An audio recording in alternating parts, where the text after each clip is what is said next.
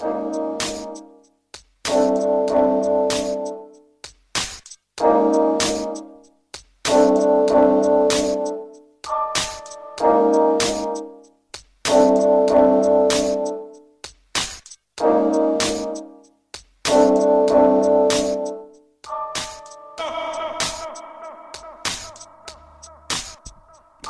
everyone, how are you all doing on this fine week?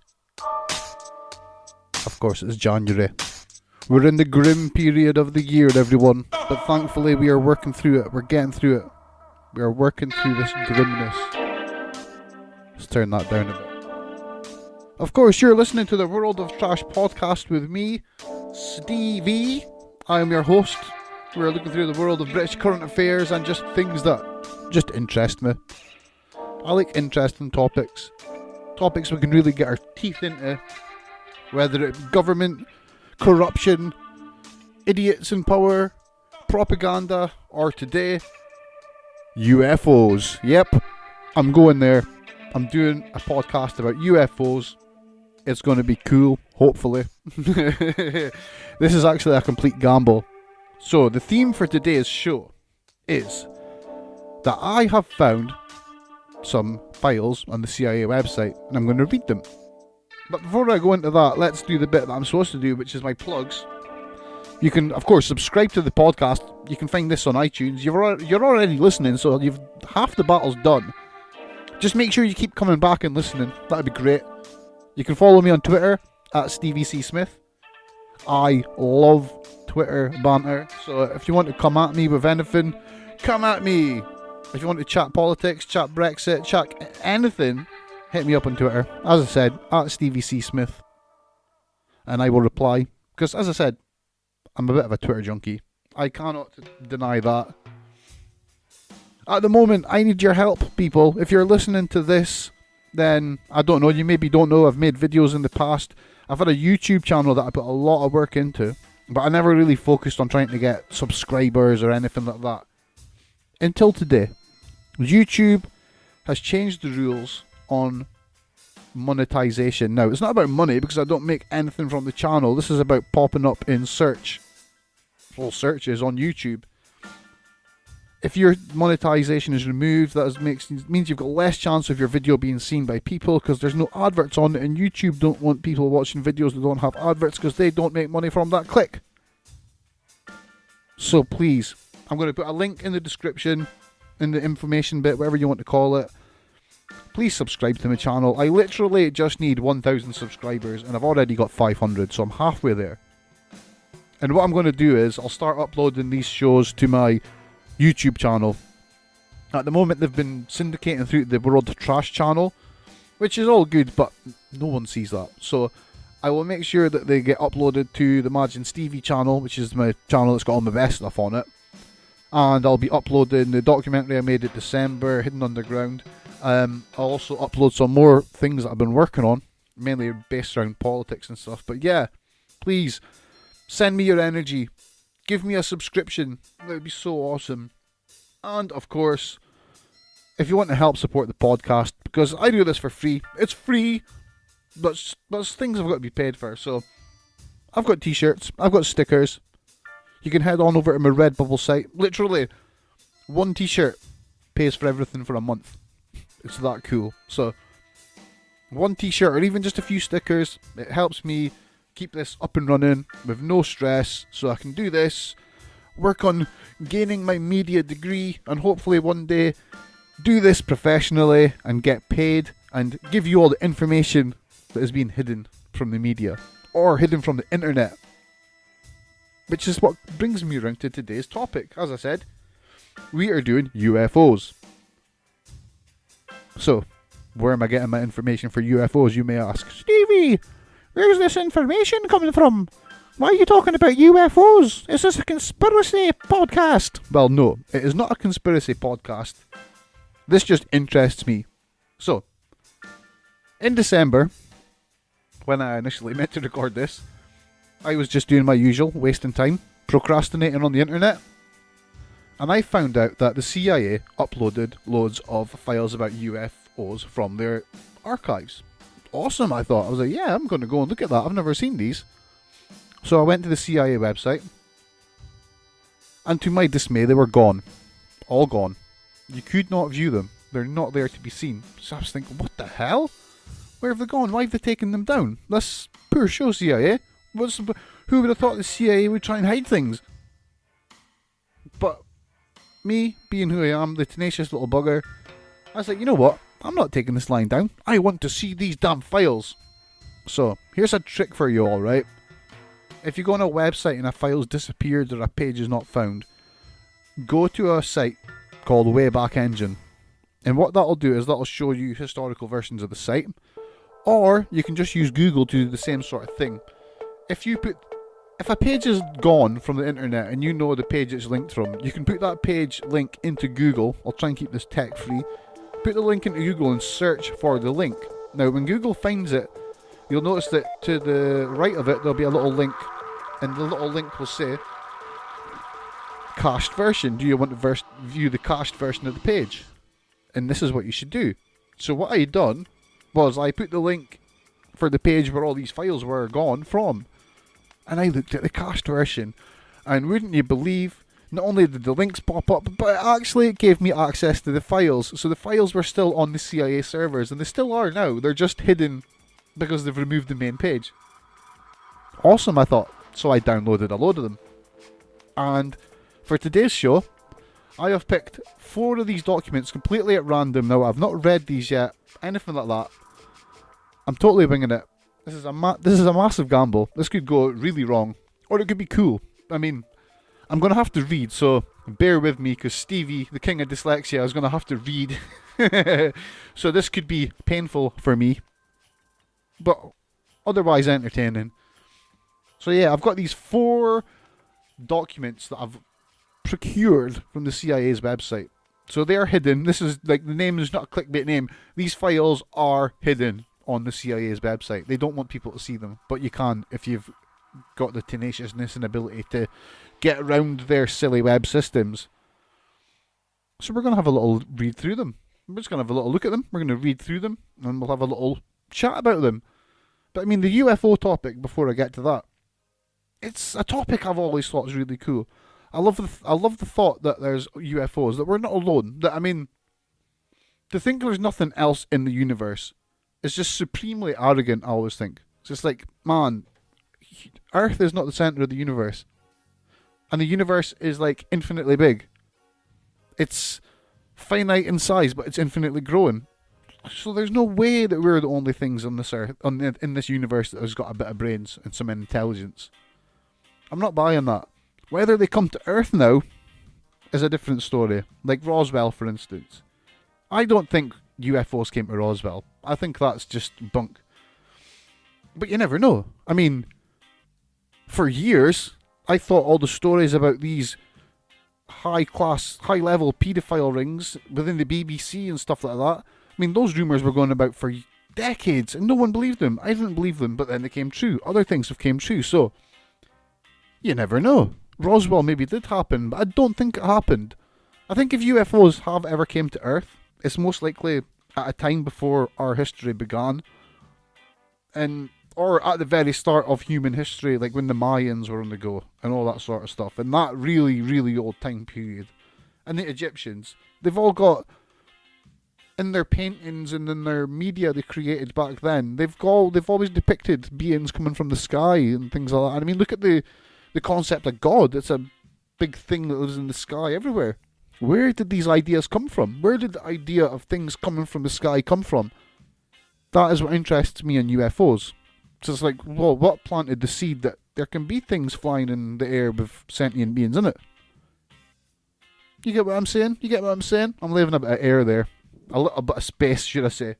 With a bit of hope someone's thinking, and they're like, yeah, he's not insane. He's not mental. Stevie, you're totally not mental. So anyway, let us have a look at these files.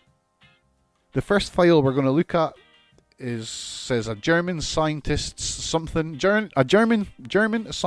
article on flying discs. So this was by a Dr. Edward Ludwig from Santiago, Chile. It's got his address and everything, eh? And this was in 1916, I believe. Could that be right? Is that that's maybe part of the address? Ignore the 1916. I think that's a postcode. So anyway, it is titled "The Mystery of the Quote-Unquote Flying Discs: A Contribution to its Possible Explanation."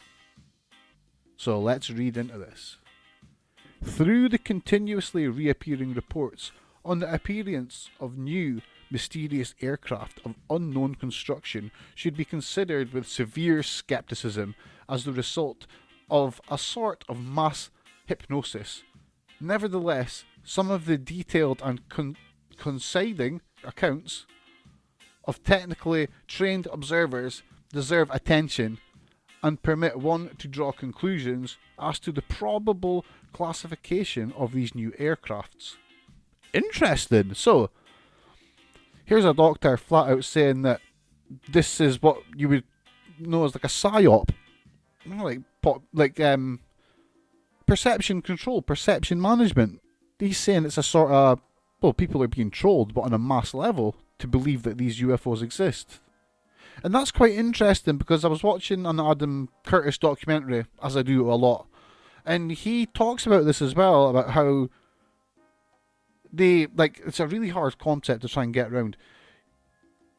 People thought that they seen UFOs, so the US government, like CIA types, went to these people and they got these people to report they were seeing things, and they were the witnesses and they were the people that seen the UFOs, but they were actually shills. They were saying that to plant the seed, so I can see what they're saying here. They're saying that someone is trying to make people believe that flying saucers are a thing and they've seen it. Interesting, but this goes on. Since so far the observations have been made mainly in the dark, which means the only luminous parts of the aircraft are visible, every report brings the description of shining discs or circles. If one should discard the absurd conjecture that these aircraft originate from beyond the Earth, then it is easy to arrive at the conclusion that the shining circles bear a relation to the exhaust of a rotary gas turbine. The possibility exists that the rotor of a turbine is used at the same time as a stabilizing top, which is therefore fixed vertically to the level of the other turbine rings, which in darkness produces the effect of the rings of Saturn. So I think he's trying to say that this is a rotary gas turbine engine that's sitting horizontally in the middle of this thing. Interesting. These observations remind me of a completely new type of aircraft which was developed during the years I worked in the research plant of Professor Junkers in Dossu. Dossu? D-O-S-S-A-U. I've never heard of that town before. Which was attached to the airplane factories known all over the world. I do not know how many of my co-workers are still alive today, but I do know that Dr. Bach, professor at the Technical High School of Berlin, who was at that time my chief and friend for many years, has been deported to the Soviet Union. Oh! Oh, hit the mic. So I'm going to read one more. There's only a little bit more to go on this, so let's get this done. The name of Professor Bach, B-O-C-K, was never widely known due to his modest character, but he may have been the greatest genius of German airplane theoretics, and later, in view of his extraordinary faculties, he was named head constructor of the Ministry of German Airways and the director of the German Institute of Airway Research in Berlin, Aldershof. So this is actually what's the guy's name again? Dr. Ludwig. He seems to be insinuating that Professor Bach has been deported to the USSR, to the Soviet Union. Professor Bach is like the top airplane construction type person they had there. He's now in the Soviets and potentially working on this new aircraft. So, I mean, Ludwig, he really strongly thinks that this is from Earth. It's an Earth-made thing. He totally discounts UFOs on this. He doesn't say, and this fits in what I think about UFOs. I think 99.999% of them are just things being confused, or they're things being tested by militaries and people that build airplanes and stuff like that. So I'll just finish off the last little bits, because I don't want to read this all. In order to explain a wider circle of readers the basic idea of the new aircraft, I should like to submit the first of the following explanations. So, I'm not going to go into the explanations. I'm going to skip that bit. Let's go down to the last paragraph, see if there's anything juicy there. The logical conclusions based on these theoretic discoveries were obvious. Already in the year 1915, Professor H.C. Baumann, also from the Technical High School of Stuttgart, received a patent on the split wing, through which the artificial interruption of the course of current, the tearing of the boundary. It's the printing on this it's like a scan of a printed document from 1915 or whatever. It's really, really bad to read sometimes. It's all blurry and stuff. But yeah, this is on the CIA's record. I mean, it goes on and on and on. I mean, I think we've got all we need from this document. A UFO was seen, or UFOs have been seen, and Dr. Ludwig is convinced that this is just a Soviet psyop of trying to put people into a state of mass hypnosis for whatever reason. I've got no idea why they would have done that. I mean, this is a really early report. It's saying that a lot of this stuff happened like right. I was right before. It was 1916 that this article was written. So that's like around World War I time. I mean, I heard of like UFOs being made by governments around about World War II and the such, but to have it at 1915, that's really, really early. And it's quite interesting that they insinuate the Soviet psyops and that sort of stuff. So, interesting read, that one. That was a very interesting read. Basically, UFOs are terrestrial, is what we get from the first one. So the second document we're going to look through is called Flying Saucers. This is an office memorandum of the United States government, dated 15th of March 1949. It was to a Dr. Michel from Dr. Stone, OSI. And the subject is flying saucers.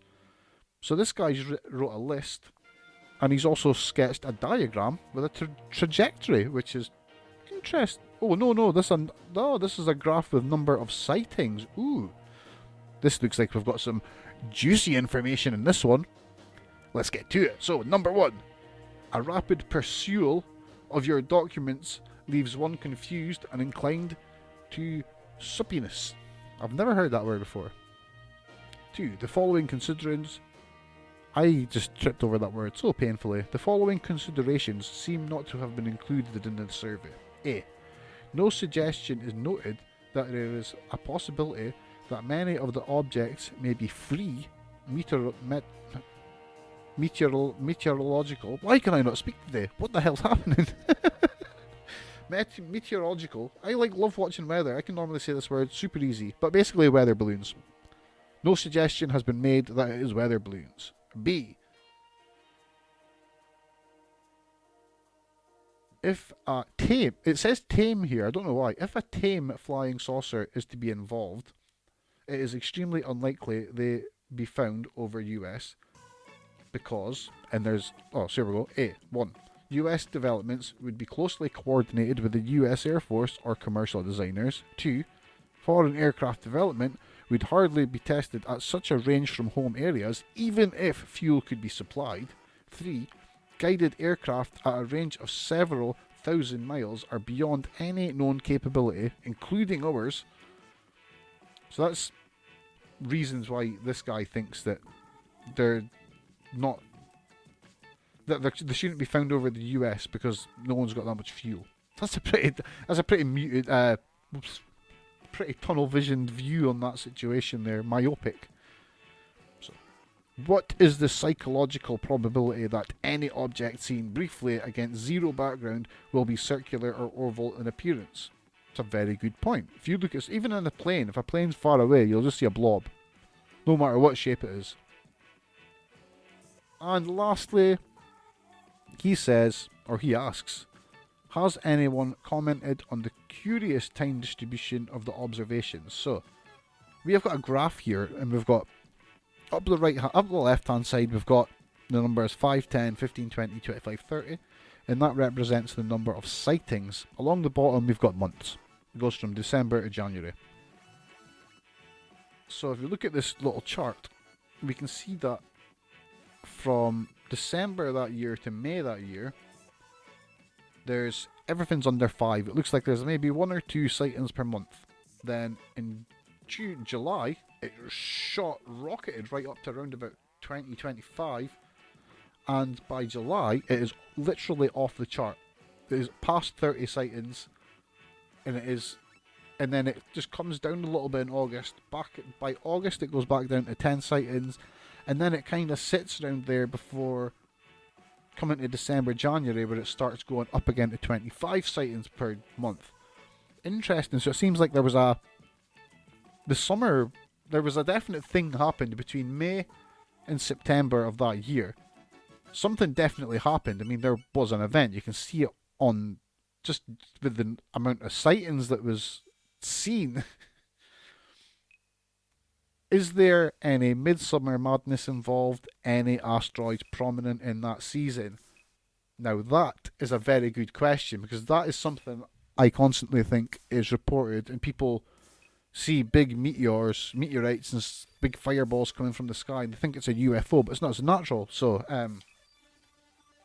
let's have a look. Meteor showers, summer. Let's see what meteor showers we can get in summer in the USA. So I am going to think it's probably the Perseids, because the Perseids are one of the bigger meteor showers you get, and they happen each year between July and August. So and of course that's July and August when the peak obviously start a little bit before and a little bit after, but the peak tends to be around about August. Of course, this changes every year, so it's quite possible that the reports here that this what was his name again? Back to the top. The report from Dr. Stone, OSI. I think he's probably right here. Because what's happened is there's a massive bump in the summer, right around Perseid season. Let's see if there was a big shower in 1949. 1949. Oh, I don't know if we can get records on this. It's a long shot Googling this, so. Perseid spectrum. See, this may be something to research. I'm going to stop the research there because we don't have that much time. I'm trying to keep this to a short form now. But yeah, I'm going to say flying saucers, Dr. Stone, he is bang on right. I think it was Perseids. That's it. It was the Perseid meteor shower. And on the topic of meteor showers, right? Meteor showers are one of the things I like most about the sky, and one of the things I like doing most on a nice clear night is looking for meteorites, looking for satellites. But it's a gamble. I have sat outside for hours at a time and not seen one. I've been walking the dog and seen 2. It happens. But when you see a meteorite in the sky, it's always an event. I think the biggest one I ever seen was when I used to stay in Blackpool. It's down in England, for anyone that doesn't know where Blackpool is. So I stayed in Blackpool and I was walking the dog one night, and I just looked over, and there was the biggest green fireball in the sky. This thing was huge, and it wasn't just me seeing it. I heard there was a park down the road. I just heard as soon as it came into vision, loads of what the hell's that? What the hell's that? People were going mental, and it just came right over the sky and disappeared over the horizon. I was like, that's crashed somewhere. Nope, apparently it continued. And I mean, that was, when was that? Maybe 12 years ago, 10 years ago, something like that, 12 years ago. So it was before everyone had really good smartphones. You could just whip the camera out and start filming in a split second. But didn't have any of that. So, I mean, at the time I looked for reports on other forums, mainly that above top secret forum, which is for conspiracies and all that sort of meteorite alternative theory type stuff. And there was people there seeing it. People thought it might have been a rocket engine. I don't care what it was. It could have been a frozen dog that fell out of one of them Russian rockets for all I care. It would be a shame for the dog, but it was a really good light show. That's maybe a strange way to put it. I'm not going to use that analogy again. That was a disgusting analogy. I don't know where that came from. let's get on to the. I think I'll do this one last because I'm wanting to try and keep this to about half an hour. So, the last one, it's called Light Phenomena. Do not circulate. This was reported May to September 1947. At the top, there's loads of redactions on this. This is unevaluated information. Source: Second Interrogation. So this came from an interrogation. Who were they interrogating? I'm going to guess it was someone from Russia, since they seem to think that it was a Russian psyop, people thought it was a Russian psyop. So let's get into this. There's how much paragraphs do we have in this one? We've got 3 paragraphs and a little bit at the end. Is there anything else? Oh, and we've got a diagram. The diagram looks exactly like the fireball I just talked about, so we will see what it says. So let's get this started. Second interrogation. Number 1. During the period of May to September 1947, 3 light phenomena happening at intervals of about 15 minutes were seen almost every night between 9 and 10 p.m. local time. It's a satellite. The phenomena were watched from the P7 camp in Pukhta, Aral, more towns I've never heard of, about 50 kilometres southwest of Tashkent. They've got the things here. Uzbek SSR. In an east-southeasterly direction. So east-southeasterly. So that's going west-east. I'm just doing this in my head now. So yeah, that's west-east. I'm sure that's the way satellites go as well. Satellites. Let me see what was in space in 1947. Because I think this is just a satellite. Because that is the behaviour that you would expect from a satellite. You would see it at the same time, fly, especially if it was on the same sort of pattern. So, quickly, let's have a look. It says, I mean, that's not very helpful, so who knows what it was, because right here it says the first satellites, Sputnik obviously and Sputnik 2, they were up in 1957. You had Sputnik, Sputnik 2 and Vanguard. So, interesting. Let's continue. A darkened ball of fire. A darkened? That's a dark red, sorry, as I said, it's very smudgy this. A dark red ball of fire was seen first. After about 6 seconds, it reached the apex of a long, drawn-out trajectory. During this time, the ball had developed a trail of fire. Its colour, which was bright red at the apex point, changed in colour from pale green to white. Smoke trails, noises, or detonations were not noticed. So, I mean, it sounds like a really big fire. I mean, the first one, when it says it's a light, at the same time going west-east, that makes me think satellite. Now, this second bit puts that out the window because it was on fire, and satellites don't tend to be on fire. The distance of the trajectory was from the point of observation. I'll do that again. The distance of the trajectory from the point of observation was estimated at 60 to 80 kilometres. The trajectory ran approximately from southwest to northeast. Its length to the apex, which was from 5,000 to 12,000 metres high, was estimated at about 80 kilometres. At the apex, the ball of fire seemed about 1/5 the diameter of the full moon. This is some totally crazy, irrational maths they've used here. I would love to know how this person has got these numbers by just looking at things in the sky. You can't tell. It's like perfect example of this. And you can track these on various websites yourself, so you can see like what the deal is, what happens with it. And I'm talking about the International Space Station, because you can actually see that on a nice night. If it's in your area, you'll normally see it twice in a couple of hours, because that's how fast it goes around the Earth. My point is, when you see ISS and it's right overhead, it just looks like an aeroplane. It looks as low as an aeroplane to most people. And like an aeroplane's 30, like a big jet, that they fly between 30 and 40,000 feet. I don't know how much meters it is, but that's how much it is.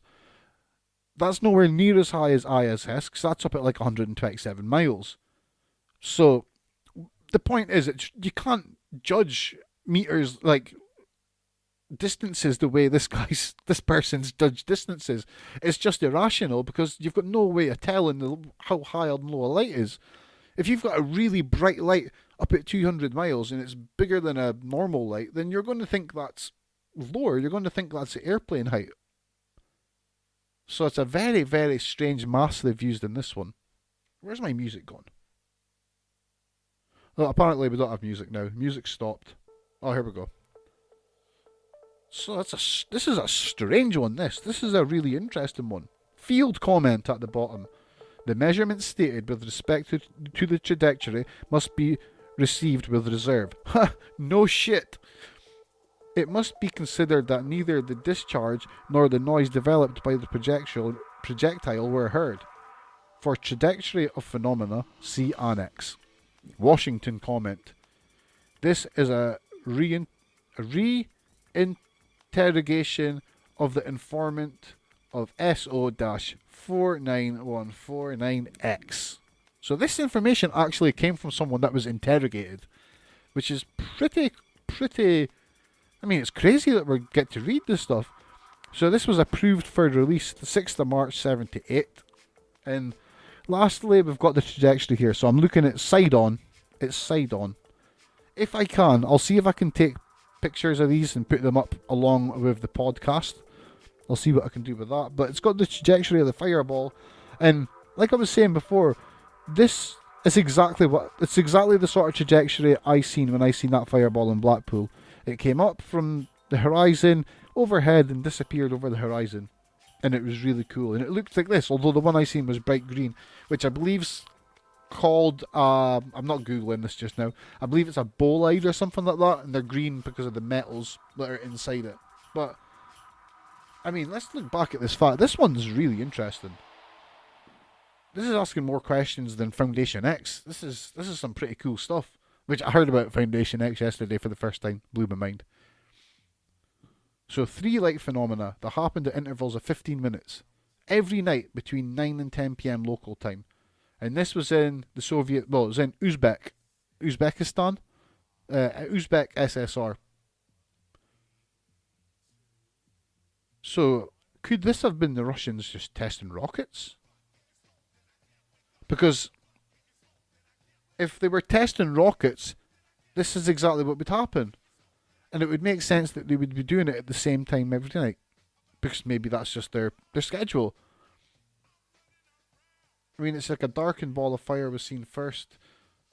Long drawn trajectory, trail of fire, bright red at apex point, changed colour to pale green to white, smoke trails, none of that. There was smoke trails. No, there was no smoke trails or noises or detonations. It's a strange one. I mean, at that time, the Russians must have been testing rockets because they were getting ready to start their space race, and it was like at the end of the war. This is one I would not say this is not aliens. None of these have been reporting aliens in any way, I don't think. So we don't have little green men coming down. There's no giant people or anything like that. It's all clandestine. Is that the right term? Governments testing things. People using the skies above us to test their wicked, wicked weapons and cool as hell technology. Like massive rockets. As much damage as they do. I kind of like rockets. I would like a rocket. But that was a strange one. So I'm going to leave it there because that says we've done half an hour of this already. So I'm going to leave that for today. I am happy that we have finally looked at the UFO documents. And if people liked this one and they want to hear more, I've got loads more of these documents. So if you liked this show, let me know on Twitter. Come on, at Stevie C. Smith. Come at me on Twitter and tell me if you like this one and tell me if you want to hear more shows on the secret UFO files from the CIA, of course. And I will do it. But that's it. That's the show for today. So thank you very much for listening. Before I go, I'd like to give a big shout out to Hendrik, Baz, Jane, and Mark Alexander. Hendrik, Baz, Jane are part of the FBPE movement. The whole FBPE movement, everyone there, all the positive people have been great by embracing the last few weeks' podcasts. Mark helped awesomely by sharing it out, and it went, like, for me, at my level, it went, what I would say, for viral at a small level. So for that, thank you very much. That was awesome. I just think it's super cool, because I make this just so I'm happy if one person listens and one person enjoys it. And to see people engaging and liking it, I just think it's really, really cool. And even that, like, it means a lot to me, because I'm like, well, I'm glad that I gave you something to fill half an hour, and it was something different to think about, except for other than the silly world we live in just now in the UK. Just a thought. Catch me on Twitter, and if you want to contact me via email before I go. I'm really butchering today's, like, intros and outros, eh? This has got to be the worst outro ever. Stevie and the shittest outro ever. Show's never going to end because I can't freaking finish it. If you got any comments and you don't want to go on Twitter and you want to use email, podcasts@worldoftrash.co.uk. The website is worldoftrash.co.uk, of course. My name's Stevie. I will see you next time for a general election type coverage show. It should be fun. Cheerio.